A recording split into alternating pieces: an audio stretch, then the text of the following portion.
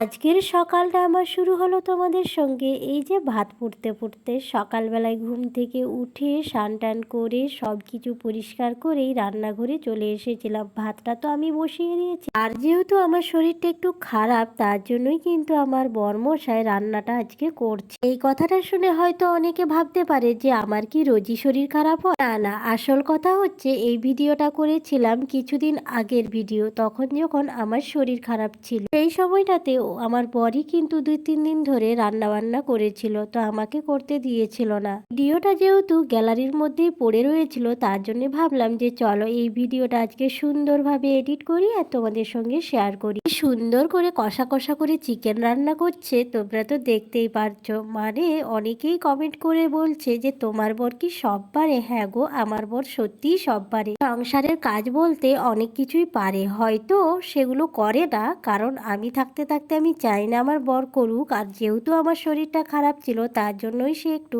করেছিল।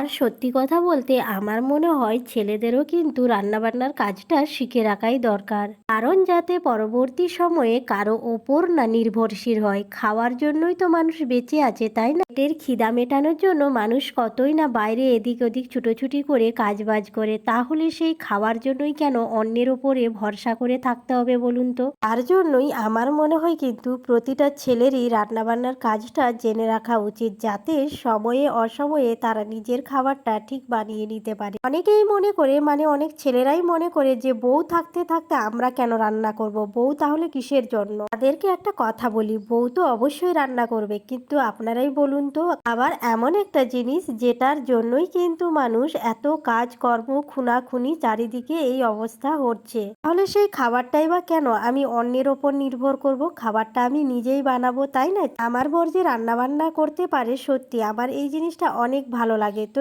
তা বলে এই নয় যে আমি সব সময় তাকে দিয়েই রান্না করাবো। আর ভবিষ্যতে যদি আমার কোনো পুত্র সন্তান হয় তাহলে আমিও চাইবো তাকে আমি এই রান্না বান্নার কাজটা শিখিয়ে রাখতে, যাতে ভবিষ্যতে ওর ওপরে নির্ভরশীল হয়ে না খেয়ে না থাকতে হয়। হয়তো যার ওপর নির্ভরশীল থাকবে সে যদি কোনো সময় সুস্থ হয়ে পড়ে, তাহলে কি আমার ছেলেকে না খেয়ে থাকতে হবে নাকি? সেটা একদমই উচিত নয়। তার জন্যই আমি বললাম যে প্রতিটা ছেলেরও কিন্তু রান্নাবান্নার কাজ জেনে রাখা উচিত। এইটা তো আমার ঠিক মনে হলো, তোমাদের কি মনে হয় অবশ্যই কিন্তু জানি। কথাটা আমি ঠিক বললাম না ভুল বললাম, একটা ছোট্ট কমেন্ট করে জানালে আমি অনেক খুশি হব। ধন্যবাদ সবাইকে এতক্ষণ আমার ভিডিওটা ধৈর্য ধরে দেখার জন্য। সবাই সুস্থ থাকবেন, ভালো থাকবেন। আজকের মতন এই পর্যন্তই ভিডিওটা। নেক্সট ভিডিও তোমাদের জন্য অবশ্যই নিয়ে আসবো।